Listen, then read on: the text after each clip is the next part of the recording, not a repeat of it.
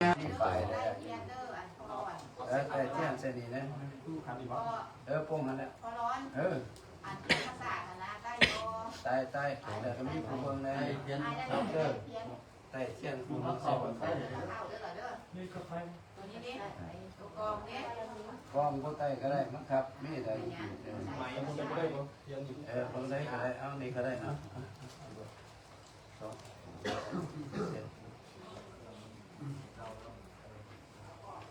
ผมงับไว้นี่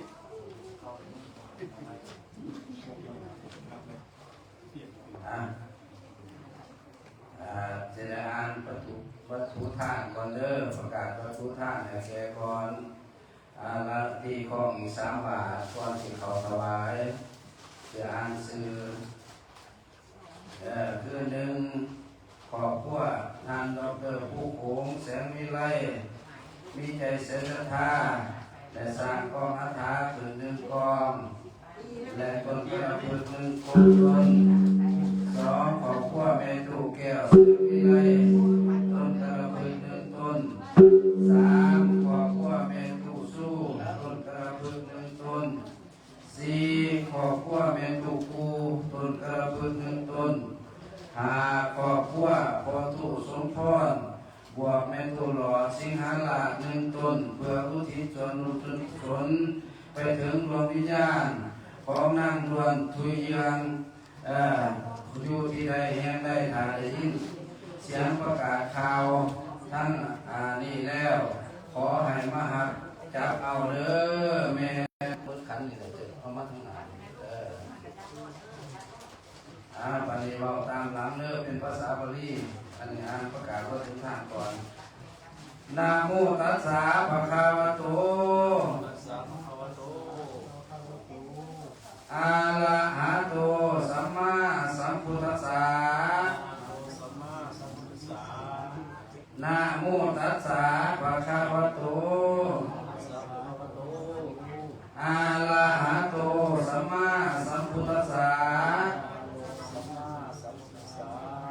นะโมตัสสะภะคะวะโตอะระหะโตสัมมาสัมพุทธัสสะสุทินังวัตเมธานังทานังเมปริสุทัง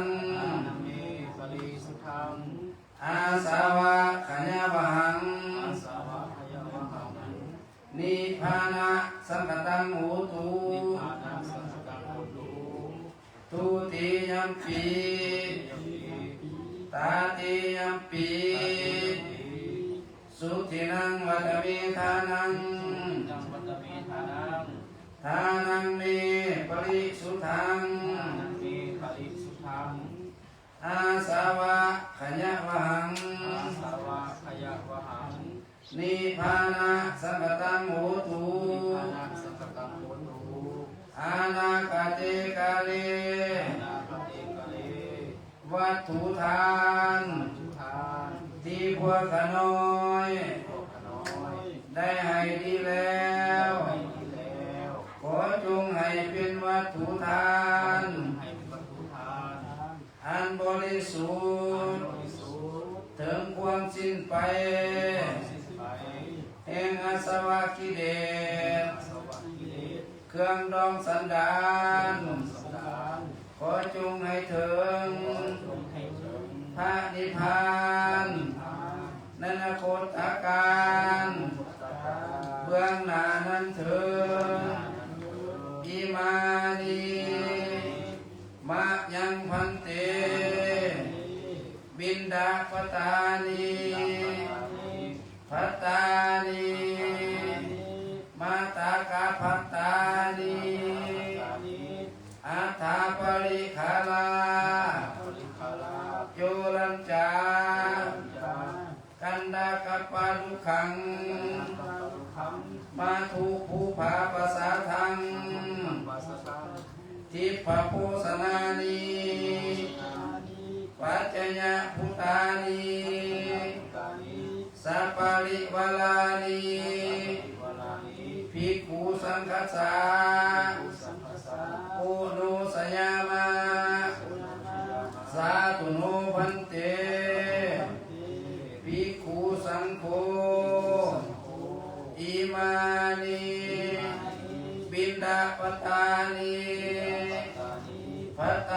นิมาตากะพัตตานิอัฏฐปริคาลา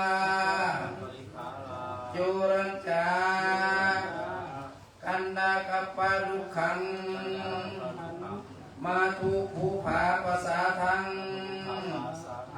ทิพพาภูสนานิปัจจยพุตานิสัพพะริวาลานิปฏิคันหาตุอัมหากังเจวามาตาปิตุอาทินันจาญาตกาลังทิคลตังหิตายาสุขายาข้าและท่านพระสงฆ์ผู้เจริญไปที่ใหม่พระยาพวกกันน้อยทั้งหลายไม่มีท่านดอกเตอร์ผู้คงแสงวิไลพร้อมด้วยลูกได้ญาติพี่น้องทั้งไกลและไกลได้มีใจใส่ศรัทธาได้น้อมนำมาถวายซึ่งเขาบิณฑบาตภัตตาหารข้าวแจกของอัฐาต้นกระพือพระศาสตร์พึงพระเขาทีปัจจัยไสยทานพร้อมทั้งเครื่องบริวารทั้งหลายเหล่านี้ของพวกข้าน้อยถวายแด่พระภิกขุสงฆ์สามเณรขอพระภิกขุสงฆ์สามเณรจงรับถ้ารับแล้วขอให้เป็นประโยชน์และความสุขความเจริญแก่พวกข้าน้อยทั้งหลายสิ้นกาลนานเถิดขออุทิศส่วนบุญกุศลผลบุญส่วนนี้จงไปฮอดไปถึงดวงวิญญาณของแม่ดวนตุยเยืองผู้เป็นแม่ผู้เป็นป้าผู้เป็นน้าสาวผู้เป็นแม่อาที่ดวงดับไปแล้วนั้นขอจงให้มาหับเอายังส่วนบุญกุศลที่ญาติพี่น้องได้อุทิศให้อยู่นี้อยู่ที่เรือนดังนี้ถ้ามาบ่ได้หรือยังบ่ฮู้ขอและเทพเจ้าทั้งหลายและสิ่งศักดิ์สิทธิ์อยู่ในหมื่นโลกธาตุอยู่ในแสนโกฏจักรวาลจงไปบอกข่าวเป่าเตือนให้ดวงวิญญาณของแม่ดวนตุยเยืองให้มาหับเอารวยตนเองนั้นเถิดถ้าได้หับแล้วขอให้ดวงวิญญาณของแม่ดวนตุยเยืองจงไปสู่สุคติเถิดถ้าหากยังตกทุกข์ขอให้พ้นจากทุกข์ถ้าถึงสุขแล้วขอให้สุขยิ่งขึ้นไปตราบต่อเท่าเข้าสู่นิพพานในอนาคตการเบื้องหน้านั้นเถิดสาธุสาธุสาธุอนุโมทามิสาธุเขียนอาจารย์ใหญ่ถามว่าภาษาถูกประเทศท่านของก็ยอด สาธุไปได้บุญด้วย ปล่อยดีก็ได้สองปล่อยดีก็ได้ สาธุพร้อมกันสาธุสาธุ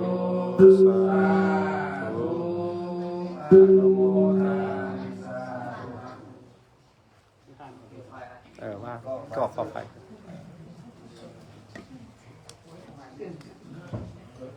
ก็กำมาคืนไป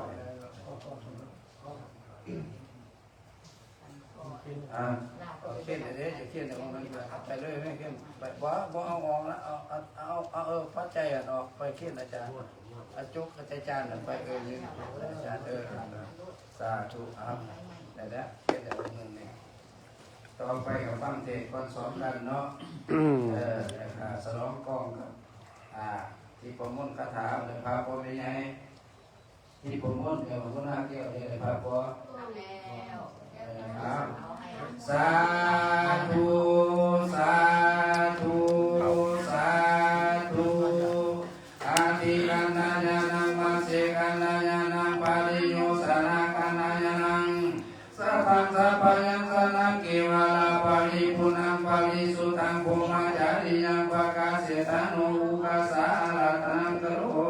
มา ที่ผลพันไปได้ดีวันเวลาประยุทธะอย่าปะปล่อยให้เสียดายแท้เนื้อให้ใส่สมราคาค่าคนผลงานใดวันเวลาคือสายนำลำธารไหลผ่าน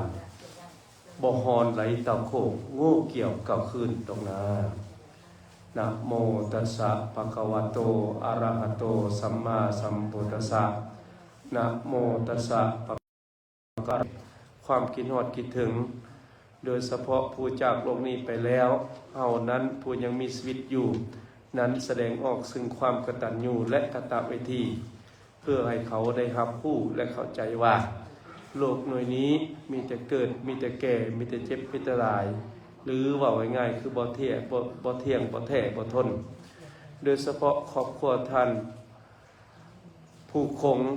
หรือท่านปริญญาเอกผู้คงเสวิไลนั้นเป็นครอบครัวที่พนักงานขั้นสูงที่ได้ปฏิบัติหน้าที่ของเพิ่นอยู่สม่ำเสมอแต่ถึงอย่างใดก็ดีคู่ที่ฮักของเพิ่นนั้นจากไปแล้วแต่ถึงอย่างใดก็ดีเฮานั้นให้เข้าใจว่าสัจธรรมของมนุษย์นี้บ่มีแท่งแท้แน่นอนมีแต่เกิดมีแต่แก่และสุดท้ายก็แตกสลายโดยเฉพาะความฮักความแพงความคิดฮอดคิดถึงคู่ชีวิตนั้นบูฮานเพิ่นว่าคู่สร้างคู่สมคู่หังคู่มีคู่พาให้ชีวิตของเฮาเจริญรุ่งเรืองถ้าว่าครอบครัวใดหรือหญิงชายท่านใดมีคู่ที่ดีจับมือของเฮานั้นดำเนินชีวิตของเฮานั้นไปถึงฝั่งถึงฝาใดคู่ชีวิตของผัวของเมียนั้นเพิ่นเปรียบเหมือนเหือและพายสีพายและเหือโดยเฉพาะสีพายคือผัวเหือคือเมียประคับประคองกันไปจนถึงฝั่งนั่นถึงฝั่งนี้แต่ถึงอย่างไรก็ดีถ้าสีพายดีเหือหัวกระจะไปถึงฝั่งยากหรือว่าเหือดีสีพายบ่ดีจะไปถึงฝั่งยากแต่ถึงอย่างโดยเฉพาะสามีภรรยาคู่ใดก็ดีที่มีคำว่าจาภาษาอ่อนน้อมถ่อมตัวว่านำคุณให้เอาไว้ข้างในนำใสเอาไว้ข้างนอกคือสุภาษิตโบราณว่าผัวมีนี่กูมึงอย่าได้ว่าให้เจ้าเอื้อนคอยและเจ้าพ้องเศร้าซัวสิว่าหรือว่าง่ายๆและปฏิบัติดีต่อกันนั้นเฮานั้นเคารพนับถือ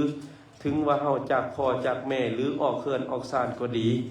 สิ่งที่เฮาอยู่นำกันตลอดไปนั้นให้เขาอกเข้าใจหรือปฏิบัติดีต่อกัน2ผัวเมียใดก็ตามบอกคิดนอกใจหรือว่าง่ายๆคือว่ามีผัวเดียวเมียเดียวหรือหักแพงซึ่งกันและกันถึงว่าเฮาจากไปก็ดีหรือว่าถึงจะมีเวียกงานภาระหน้าที่อยู่ต่างแขวงต่างบ้านต่างเมืองก็ดียังคิดฮอดสามีภรรยาของเฮาอยู่เฮือน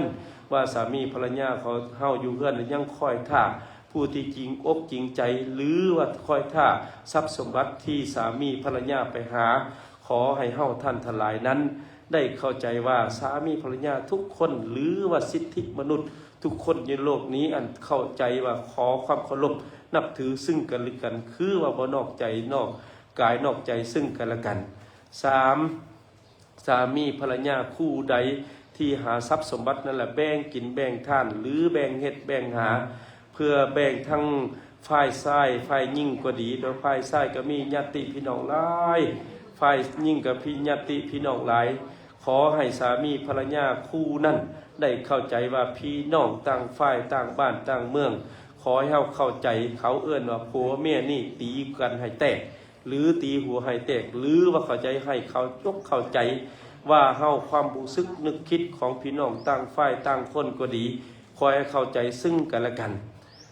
4. สามีภรรยาคู่ใดก็ดีเมื่อได้ทรัพย์สมบัติมาแล้วหาวันสำคัญมอบบุญมรดกให้แก่กันหรือกันหรือว่าง่ายๆคือมอบความเป็นใหญ่ให้ผู้อยู่เฮือนโดยเฉพาะภรรยาเฮานั้นเพิ่นว่าอยู่ทางนอกเข้าเป็นใหญ่เข้ามาในเฮือนเฮาต้องเป็นลูกน้องหรือว่าง่ายๆคืออยู่ในเฮือนนั้นมอบให้เขาเป็นใหญ่มีหยังก็ดีคอยฟังคอยจ่าซึ่งกันและกันไม่คำกล้วยคำใหม่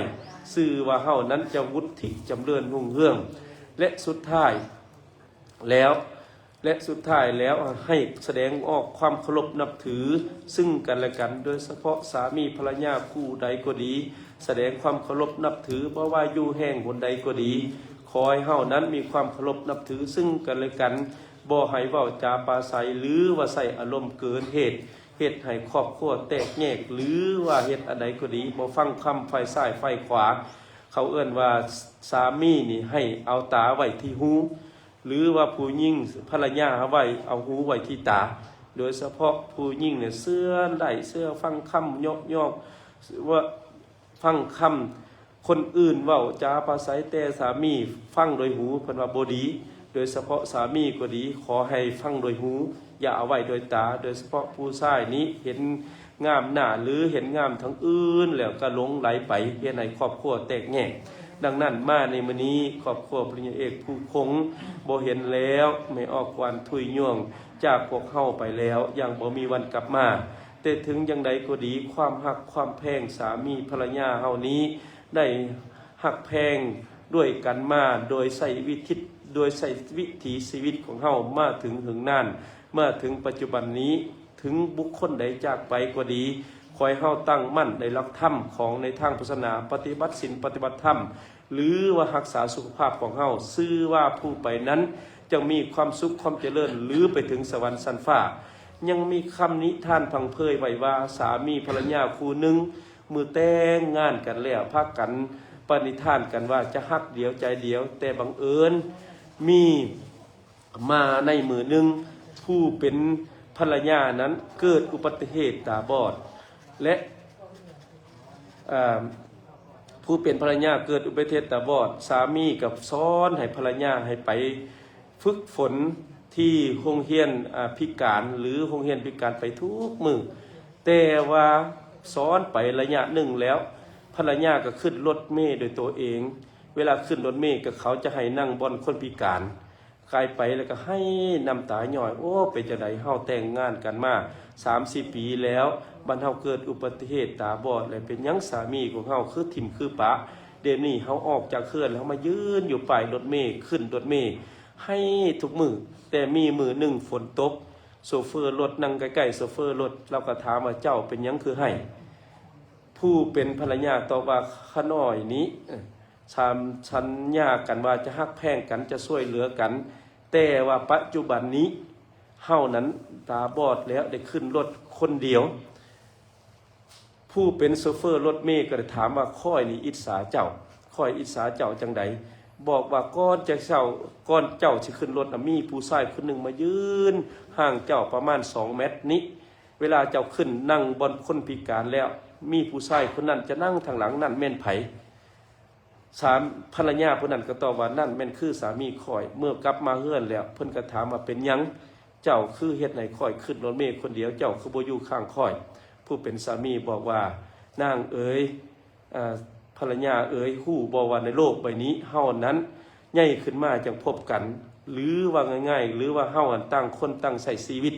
ขอให้เฮารักษาสุขภาพหรือเอาตัวเองให้รอดเวลาฝ่ายใดฝ่ายหนึ่งจากไปจังบ่เป็นภาระให้แก่คนอื่นเมื่อเป็นจังซั่นแล้ว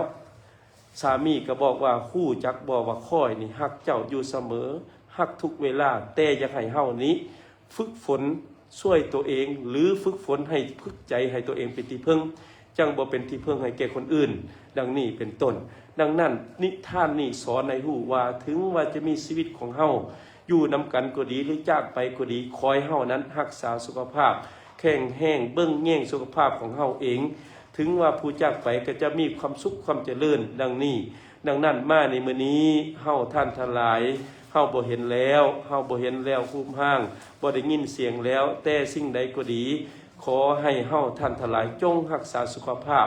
ก้าวไปสู่ชีวิตของเฮานั้นให้สมบูรณ์แบบอาตมาในนามคณะสงฆ์ก็ขอน้อมเอาสิ่งศักดิ์สิทธิ์ทั้งหลายอยู่สถานที่นี้ก็ดีอยู่บริเวณนี้ก็ดีหรือบุญคุณงามความดีขอให้ดวงจิตวิญญาณไม่ออกดันถุยโยงอยู่แห่งหนใดก็ดีขอเจ้าโนบมือเอาเด้อผู้เป็นลูกเป็นหลานผู้เป็นญาติพี่น้องผู้เป็นเพื่อนมิตรสหายมาเต็มบ้านเต็มเพื่อนแสดงความคิดฮอดคิดถึงขอให้เจ้าจงโน้มมือเอาไปสู่สวรรค์สันฟ้าคุณเถิดให้เข้าใจว่า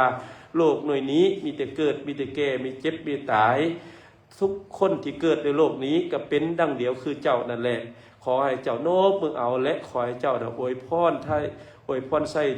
บริพรทิพย์10ประการมาถึงผู้เป็นลูกเป็นหลานผู้เป็นญาติพี่น้องผู้เป็นอดีตสามีขอให้เจ้าขอมีความสุขกายสบายใจพระเจ้าเคาะเย็นเว้นให้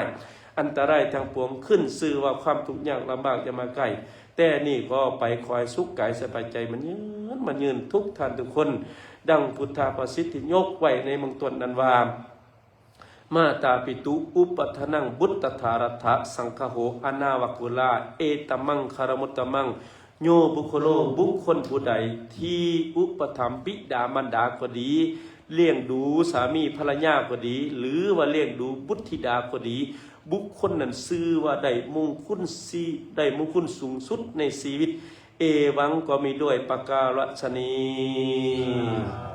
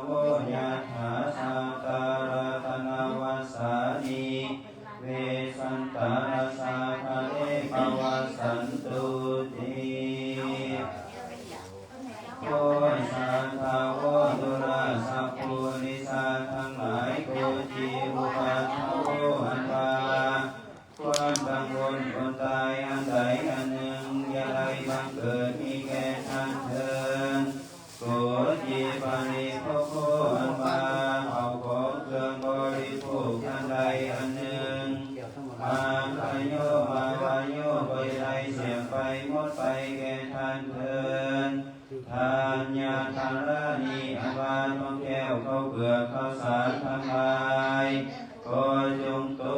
กลงมาภายในในเงาเพื่อนแห่งทางอันสยามเศรษฐีและมีด้วยประกาศสันใด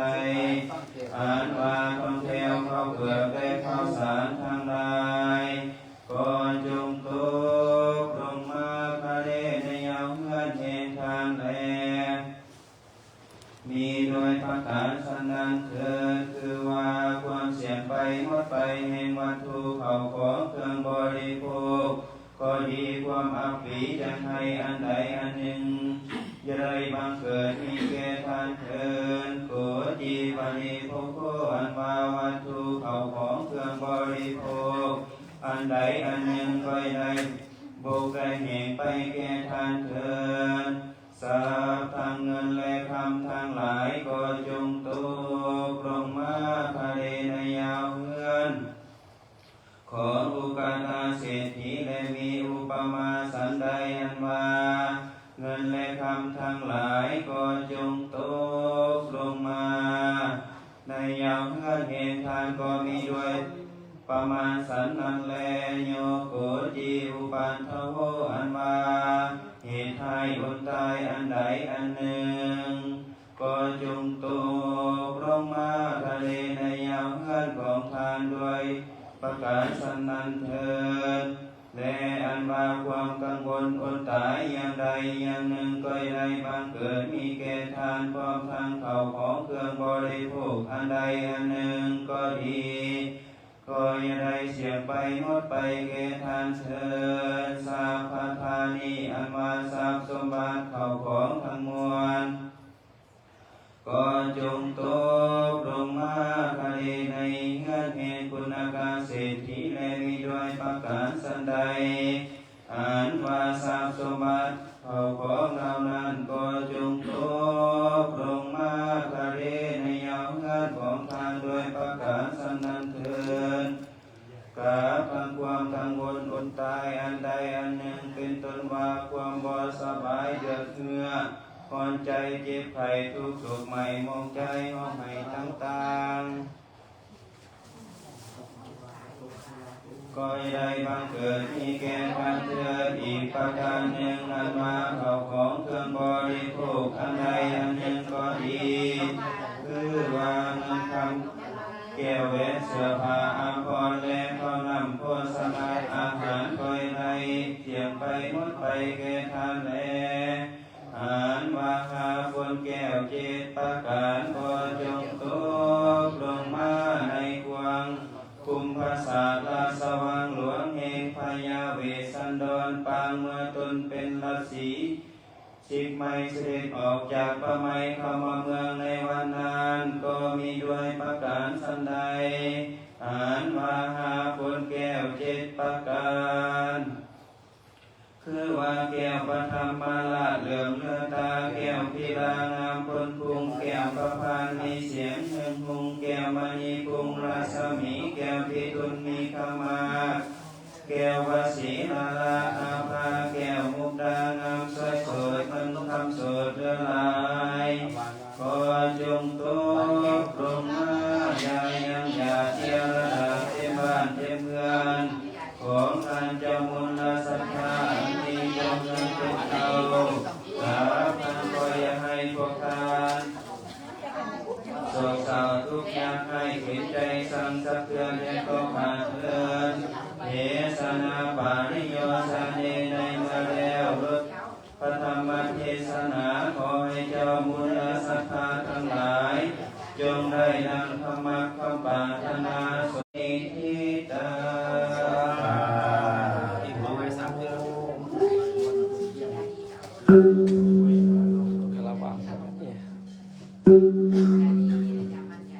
อันนี้เนาะแต่พอโมนเมน้อยหนึ่งเพราะว่าเทศที่พอมุ่นคาถานี่พอสิบวันถูกบาทเป็นละโต๊ะลงมาแต่พ่อแม่สิบฟังเทศ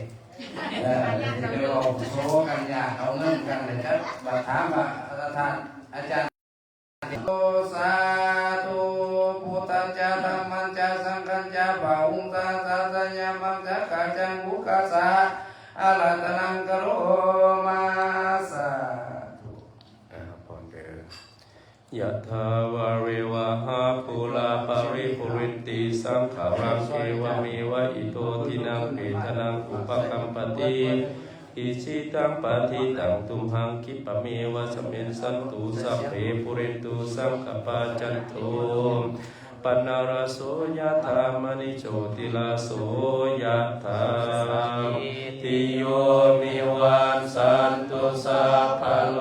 กวินาสันตุมาเตภวันวันตรายโยสุขิติขายุโกภวะอภิวาทนาสิริสนิจังโอทาปัจจานิโนจัตตารโอธัมมาวัฏันติอายุวันโนสุขังภาลังญาตินำเด้ออัตถสิเมอากาสิเมยตินิตาสัพพะจเมเปตานังตาคินังตัสสะภุเพกัตตมนุสสาลังนาอิตุนัมมโสโกวัญญาวัญญาปาริเทวานานาสัมเปตานามัตตายาเอวันติสันติยัตโยอายัญจักโขตักขินาทินาสังฆามิสุปาริติตาธิกาลตังหิตายาสัทธนะโสอุปกัปปติโสยติธัมโมจะอายังนิทัสสิโตเปตานังอุสัจจปตาอุลาลาภาลัจจติคุณามานุปาทิยันตุเมหิปุญญังปัสสุตังอนาปัตตันติอิติปิโสภะคะวะอะระหังสัมมาสัมพุทโธวิสาจารณสัมปันโนสุขโตโลกวิทูอนุตตโรปุริสาคัมมัสสะ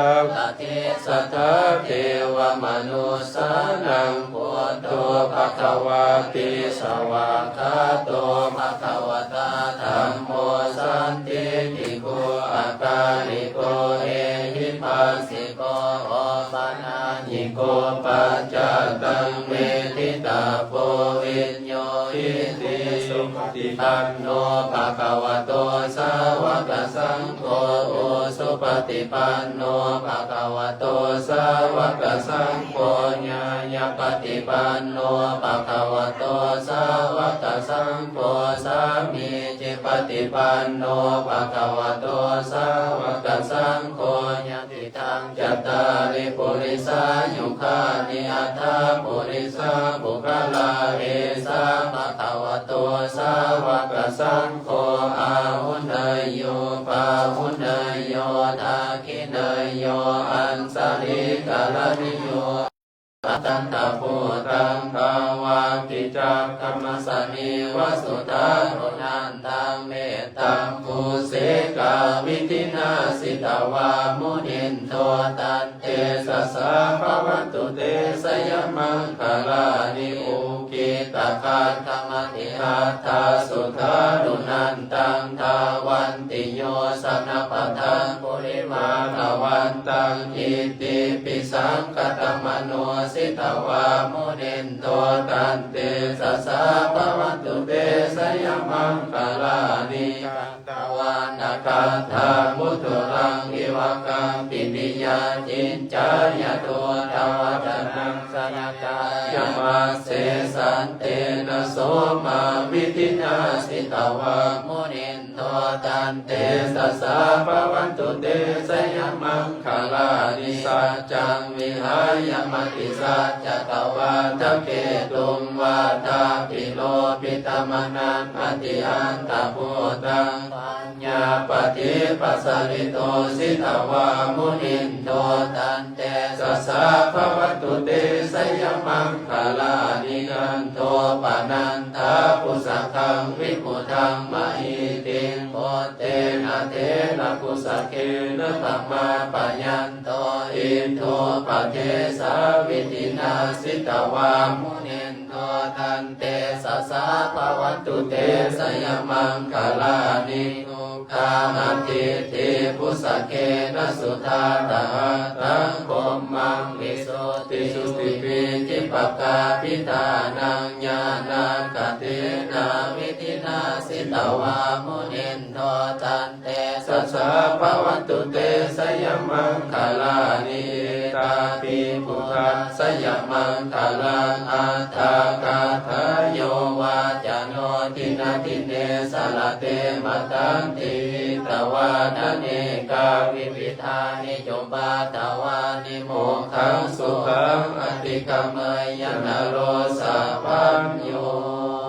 สัยสิทธิทานังลัพังโสติภาคายังสุขังภาลังสิริอายุจาวันโนจาโภคังวุติจายะสวาสัจจาวาสัจจาอายุจาสิวาสิทธิภาวันตุเตสาธุเอาไปสิทธิน้ำมนต์สิทธิน้ำมนต์เด้อออกโยมไปเลยเลยไปสิทธิน้ำมนต์ไม่บอกเรียกเอาดอกไม้สยันโตโพธิยามุเรสัตยานังนันทิวัตโนเอวันตวังวิสยโยหิสยสุสยมังคะเรอปานาสิตาปานาเกสิเสปัทวิปุคะเลอภิเสเกสัพพะโพธานังอังคปโตปโมทันติสุนักตังสุมังคลังสุปปัสสังสุโหติตังสุขโนสุมาหุโตจักสุญิตังพมมัจจาริสุปาทากินังกายกัมมังวาจากัมมังปะทากินังปะทากินังมโนกัมมังปณิทิเตปะทากินังปะทากินังนิกัตตวาจาระพันตติปะทากิเน